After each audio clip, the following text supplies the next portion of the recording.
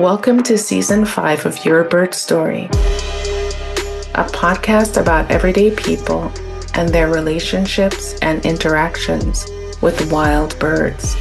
I'm your host, Georgia Silvera Seamans.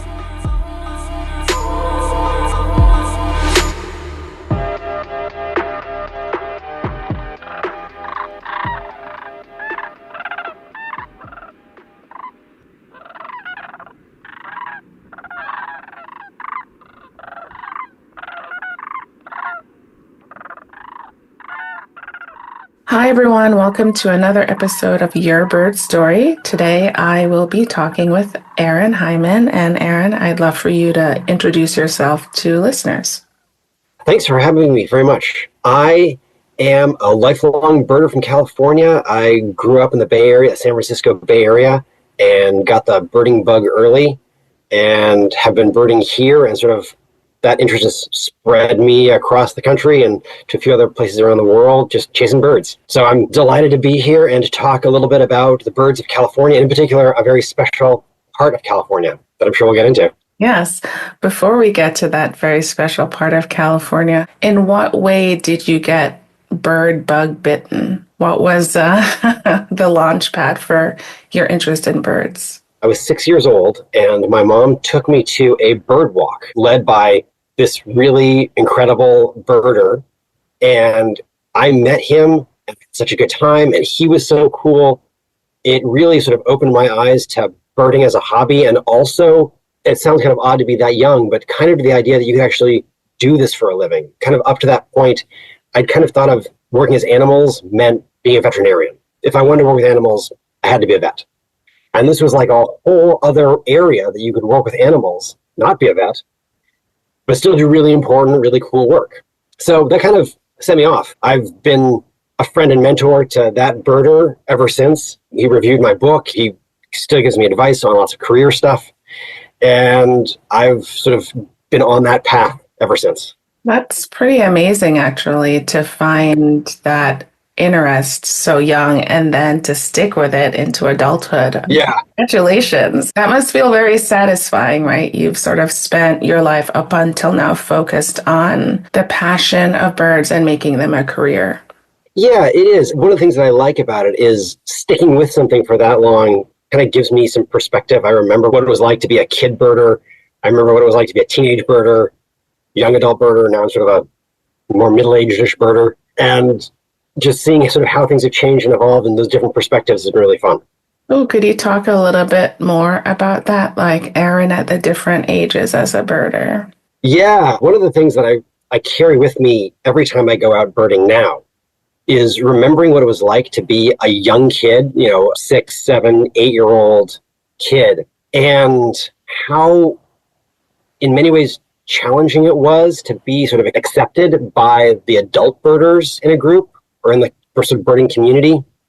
There were definitely some people who got it and who were totally accepting and very welcoming. I still remember those people very fondly.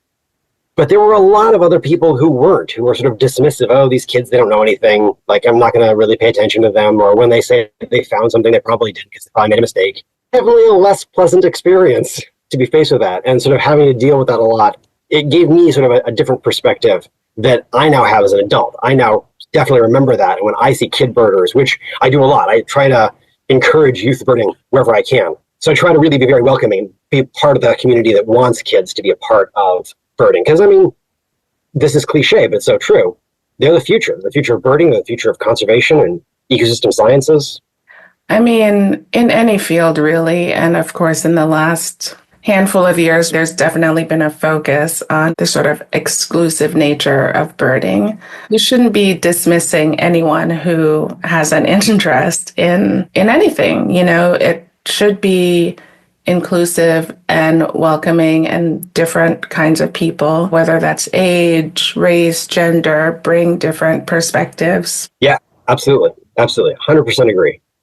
Well, it's great for the young people who encounter you that you have that kind of empathy. So switching to this very special place in California, can you tell us about the Delta, what it looks like, the birds that are there, how it's changed over time as you've birded there? Yeah, so the Delta, which formerly is called the Sacramento-San Joaquin Delta, which is a mouthful, so we all just call it the Delta. It's this amazing sort of meeting place. I mean, it's got its name from the meeting of the two biggest rivers in the state of California, the Sacramento River and the San Joaquin River. And those rivers themselves are a collection of many of the other big rivers in California. So you have sort of these meetings of the water, the sort of the fresh water flowing down from mountains, gathering together into these big rivers, coming together and meeting in the Delta. And there's also an interesting meeting place because water from the Pacific Ocean, driven by tides and currents, comes to San Francisco Bay and through this narrow gap called the Carquinez Strait into the Delta as well. So a meeting place where salt water mixes with fresh water. And you have this wide spectrum of habitats, different salinities in different regions of the Delta. And then, of course, there are all the animals that come along with those meeting places. Fish migrate through the Delta. Hundreds of species of birds migrate into or out of, or just live in the Delta all full time. And so it's a really fascinating, wonderful, complicated place to hang out and to bird. I've lived in the Delta for over a decade. I've worked in the Delta for a while, and I've birded in the Delta since I was a little kid. I've been coming out on trips out here. And as far as changes go, there have been some interesting changes for sure. We've gotten some new birds like the great-tailed grackle have expanded their range sort of explosively from the southern sort of part of the state or even farther outside the state of California, and now are quite common in the Delta, which when I was a kid, that was not the case. Certainly, we've had declines. I mean, things like American kestrels are sort of declining continent-wide, and we've certainly seen that in the Delta as well. So you mentioned two birds, the great-tailed grackle, whose population has been increasing in the Delta, and on the other hand, there's the American kestrel, whose population numbers are in decline. Could you tell us more about these two species and what's behind the increase in one and the decline in the other? Yeah, so there's certainly going to be a lot of unknowns with those two stories, but we've definitely observed the great-tailed grackle starting off in Mexico and then spreading to Texas and then New Mexico and Arizona and now into California. Over the past few decades, it has been going through one of the most explosive geographic range expansions that anyone has seen in a bird in North America. Partly, it's likely driven by their curiosity and adaptability to human environments. And so as they've found more human cities, they're finding more places that they can live. It's probably related to climate change. As the globe warms in general, they're stretching themselves farther and farther north, and they'll probably continue. So there's probably a combination of factors that sort of all come together there. But it's been a very impressive thing to witness. And to even use things like eBird to go back and look at the maps sort of over the years and watch these colors just expand and expand and expand. It's been a dramatic and fascinating process to watch. You think scientists are concerned about this range expansion? No, I don't think anyone's concerned about it. I mean, it's possible that they will have impacts on species that already live in those areas. And so, this new kid on the block coming in and taking resources. I don't think anyone is especially concerned about it. But it would be interesting to see if, like, red-winged blackbirds or some other species gets pushed out or displaced in any way because of the incoming great-tailed grackles. As far as the American kestrel goes, this is a decline that's been seen across the continent for several decades. It's not a hugely steep decline, but it is sort of enough to be concerning. And no one is entirely sure why. There isn't one obvious thing like a disease outbreak that's wiping them out or something like that. Nest availability is certainly possible. Things like insecticides that reduce the numbers of insects, because kestrels do eat a lot of insects. So maybe that is playing a part. Certainly habitat destruction is likely playing a role as urban areas spread and displace the nest boxes or nesting areas that kestrels like to live in, since they are cavity nesters and they can't make their own cavities. So they rely on like a branch that's broken off and then rotted and formed a cavity, or a woodpecker that has made a hole in a tree that they've been abandoned that the kestrels can then use. And so those resources are dwindling. And so that's probably playing a role as well in the American kestrel decline. Like I said, no one can really put their finger on the cause. It's probably much more likely a combination of various factors. Yeah, sort of polycausal. I mean, I think, these two species sort of underscores the dramatic role that human people can have in the lives of the other species we share the planet with. Absolutely. And some of those impacts, they don't all have to be negative. So, there's some ups and some downs. One of the things that I find really inspiring about the Delta is kind of because there are these connections and because it's so important to the California water world, a lot of attention and work goes on in the Delta. And a lot of that work, certainly the work that I've been involved with, is habitat restoration. So there's some really cool, really exciting habitat restoration projects happening in the Delta, and watching those sort of get on their feet and get off the ground, and even playing some small roles in some of them has been very rewarding and very exciting. Can you talk about maybe one or two of those projects and your role in them as it might relate to birds? Yeah, so my current work is managing restoration projects and sort of ecosystem benefit projects. It's not specifically bird related, like as far as my job title goes. But as everybody knows, birds like wetlands, birds like marshes, birds like streams and rivers quite a bit. So, for example, one project that I helped to work on was restoring sort of the banks of this canal. And when we started, the banks were just bare grass, invasive grasses, mowed very heavily, a very sort of mechanized industrial environment. But by sort of recontouring the banks and planting a lot of native plants, we sort of were able to create this habitat corridor, which allowed a lot of birds and mammals and even fish, other organisms, to have this whole band of habitat that didn't exist there at all before, that now has trees taller than me and thick shrubs and tangles of woody debris and stuff living, just creating all this wonderful habitat. So that's the kind of thing that I love doing, and love going back a few years later to see how it's developed. And so something like that in a few short years can be quite impactful, it sounds like. Yeah, I've been really impressed. You think of like plants and trees as sort of slow growing, and in a lot of ways they are. Mm-hmm. But it's kind of impressive to see even that slow growth accumulating over like 5, 8, 10 years can get a lot of habitat. Yeah. So we know that the Delta is special, the confluence of these major rivers. There's the estuary because of the Pacific Ocean coming into the system. What are some of the bird species that are sort of emblematic of the different habitat types within the Delta? Yeah, so we have some, what I think of as really iconic species. One of them would certainly have to be the sandhill crane, which is this, amazing 4-foot tall, prehistoric sounding bird that we get coming into the Delta during the wintertime. They breed in sort of the north and west of us, but they come here in the winter to rest, to have some sort of social interactions, maybe find some mates, do some early courtship, and to fuel up. There's a lot of the land of the Delta that has been used as rice fields and corn fields, and those are areas that cranes really like to feed in during the wintertime.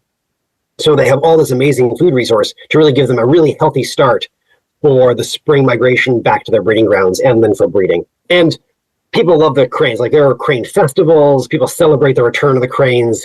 As far as an iconic species go, it's a pretty big deal around here. Another one that I love that's found throughout a lot of the Delta and lives here all year long is the yellow-billed magpie. And this is a special species that's found only in California and nowhere else on Earth. It's a California endemic. It's a magpie, which are in the corvid family, so it's clever, it's a problem solver, very innovative, very gregarious. They live in these big family groups, and you can see them sort of bouncing around, palling around, doing stuff. They're really funny to watch often. And they're also really dramatic. Black and white coloring, long tail, this bright yellow bill, really striking looking bird. That description, both like their behavior, right? And then the way that they look sounds sort of like a very exciting bird in the landscape. They are very exciting to find. Even though they live just down the road from me, it's always exciting to see them every single time.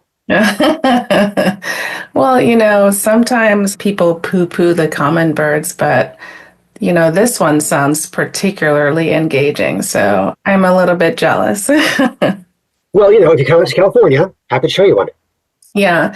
The thing that's interesting is I did live close to the Delta for a few years a while back, but at that point I didn't really have my bird eyes on. So I think there are probably a lot of species that I totally overlooked during that period of life. It's so interesting how, as we learn more things, it really does. Like, you can put on your bird eyes, you grow into those. We all do. And I mean, I know butterflies and dragonflies, something that I didn't know a lot about, but I'm learning more about, and it's eye-opening. Yeah, I need to work on opening my bird ears. A constant challenge for me as well. So is that Magpie in your book? It is. Absolutely. So you wrote Birds of the California Delta, and I'd love to get into that. What was the inspiration to write a book? Because you post pretty regularly on Instagram about birds and your bird life. Can you talk about what inspired you? Yeah, it was kind of a funny meeting of various inspirations. I had the idea to write something about birds and birding for a while, and I had a few different ideas, and I kind of threw some of those ideas into book proposals and sent them to publishers, and none of them seemed to attract any attention. None of the publishers liked any of my ideas. And so I got a lot of very polite no thank yous, until one day I got a no thank you but. And the but was that they had this other series of books on what they called hyper-local birding. So the publisher was a group called Heyday Books, and they had published these books on like the birds of a very small geographic area, like the city of Berkeley or Lake Merritt, which is a small lake in Oakland. So like very targeted bird books. Saw my book proposal, like I said, weren't particularly interested in that idea, but checked me out online, saw my posts on Instagram, saw my blog that I had written on, and thought that maybe this Aaron person would be a good fit for the next book in this series that we want to create. And so they asked me if I'd be interested in learning more about it, which I definitely was. And we worked together to come up with an area that I sort of felt passionate about and knowledgeable about. And so the Delta very quickly rose to the top of that pile. And so that's kind of what we decided together to move forward with. How large of an area is the Delta, and does the book cover the total expanse of the Delta or something smaller? It's focused on the whole of the Delta. And the Delta, it's about 1,100 miles of waterway in this rat's nest tangle between, it's kind of a big triangle between Sacramento and the city of Stockton in kind of southern Central California, and then the Bay Area. The goal of the book was to pick out 25 species from that whole area that really exemplified what it was like to bird in the Delta. What were the common birds? It wasn't rare. What are the birds that if you just didn't know anything about birds at all, took a pair of binoculars, went out into a random part of the Delta and could see something, what would you be likely to see? What makes that interesting? Was it easy to limit yourself to 25 birds? No. Oh, it's such a struggle. There are so many wonderful birds that I wanted to write about and to include in this book. I talked with a bunch of friends, different people, got so many great perspectives on so many birds, and it was just brutal to have to cut that list down to 25. If you could have written about the birds of the Delta without limit, what would your number be? Oh, gosh. So there are about 250-ish species that use the Delta at least at some part of the year. It seems like to do it justice, you'd have to go for the full 250. Yeah, maybe in 3 volumes. Okay, so then how did you finally decide on the 25 that made the list? And could you kind of give us a snapshot of some of those 25? Yeah, so I ended up kind of developing a sort of multi-part selection process where I took the long list of birds that could be included in the book and said, okay, which of these birds are kind of different from each other, right? I didn't want to have a whole bunch of warblers. Mm-hmm. Which of these birds are particularly common or iconic? So things like the yellow-billed magpie, things like the Santa crane, those are both definitely included. Mm-hmm. Which ones do I think I could tell kind of an interesting story about? And also, which ones did I think could kind of be used to address a larger issue? So, for example, one bird that I include is a duck called the lesser scaup. And especially in the sort of more saltwatery parts of the Delta, we have quite a few lesser scaup at different times of the year. They form these big rafts. They're very cool to go and watch. But I kind of use the lesser scaup to talk about how, because they're diving ducks, they end up eating plastic kind of semi-frequently. And so there's a definite connection between plastics in the oceans and plastics that come off of land. They flow down rivers like the Sacramento and San Joaquin, and they flow into places like the Bay. And while they're floating around, they are impacting a lot of wildlife. So I thought that that might be a good kind of connection between a bird, a sort of, piece of the natural world, and our human impacts and maybe even our responsibilities to address those impacts. Mm. Gosh, that's necessary and depressing. Yeah. Are there programs in the sort of Delta and greater Delta area that focus on reducing plastics in the waterways because of the impact on birds? There are some. There are a few groups that run annual or sometimes more frequently like big trash cleanups. Unfortunately, the problem is just so big. And I mean, the rivers that we're talking about, they drain, I can't remember what it is, more than a third of the state of California. So it's a huge area. So that's a lot of area that could collect plastics and bring them downstream. So it's difficult to get a handle on in a like once a year trash cleanup kind of method. Certainly just trying to raise awareness about not littering, about picking up trash when you see it, that kind of thing is a big part, a big effort that we all have for sure. Certainly reducing use of products inside of plastic. Absolutely. Absolutely. Reduce, reuse, recycle, right?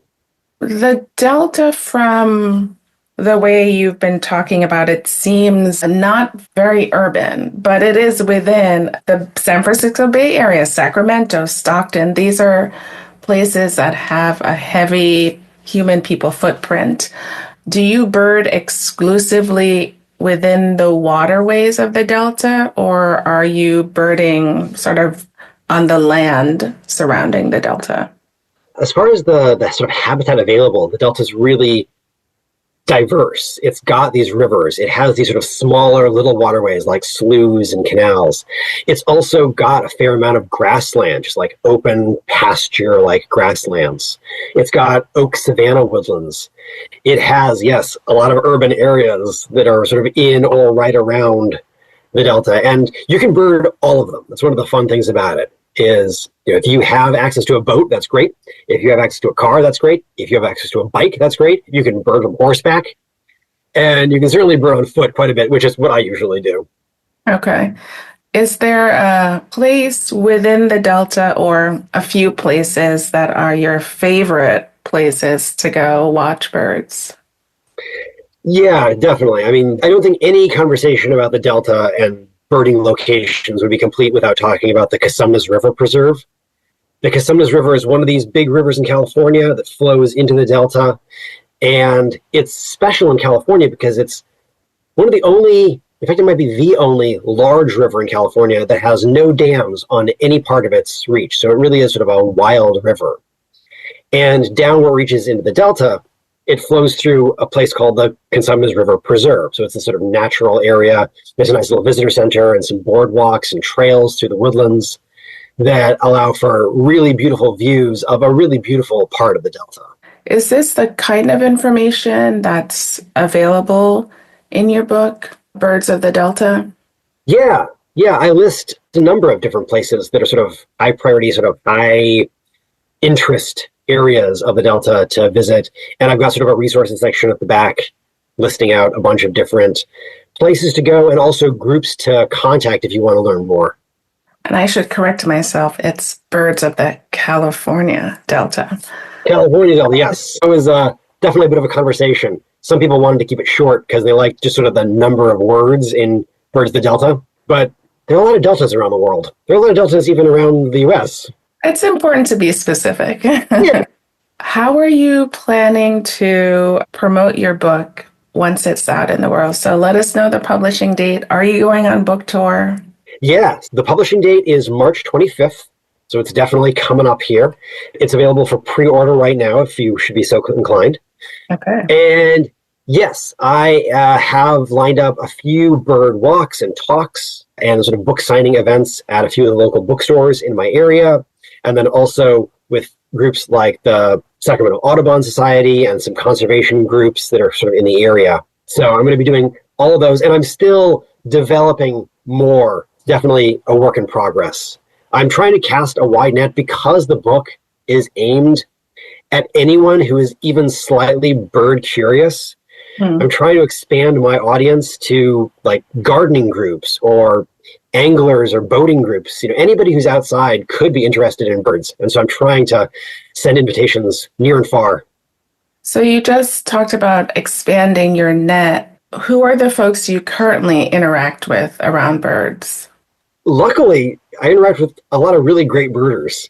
Just in the past couple of months, I've gone out with groups focused on increasing diversity in the birding community. Just this past weekend, I was out with a group of young birders, the California Young Birders Club. A lot of different birding groups with a lot of different skill levels and histories and backgrounds and kind of mixes to try to share my knowledge, gain knowledge from other people, and just sort of share the birding passion.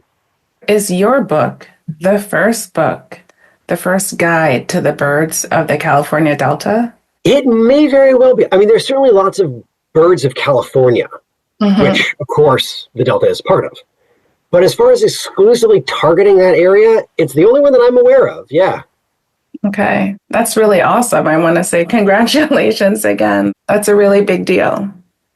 It was a surprise because I didn't set out to be the first person to do this. It just kind of seems to have ended up that way. What do you think 6-year-old you would think about where you are right now in your birding career?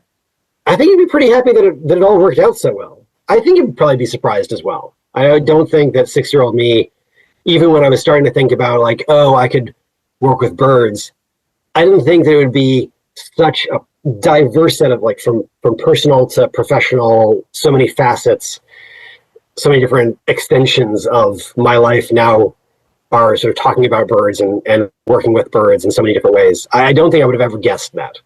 Becoming a published author for the first time is a really significant milestone. Have you sort of thought like what your next step might be in this next phase?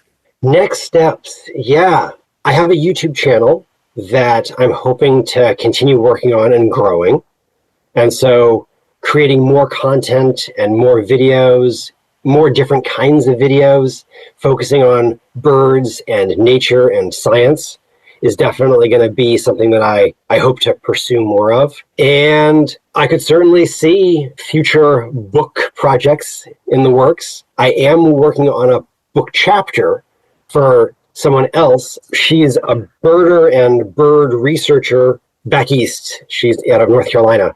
There's a woman named Lauren Farr who is working on a book about increasing inclusivity in outdoor recreation and science. And so I'm working on a book chapter for her book.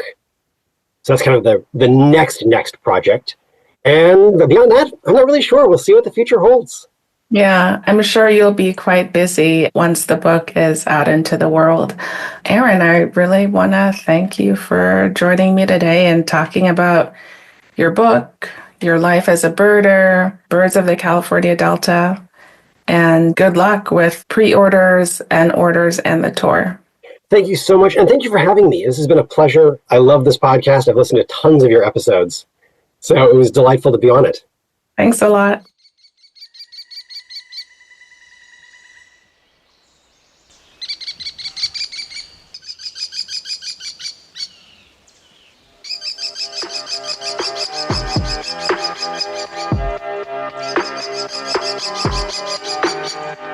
Thank you for listening to this episode of Your Bird Story.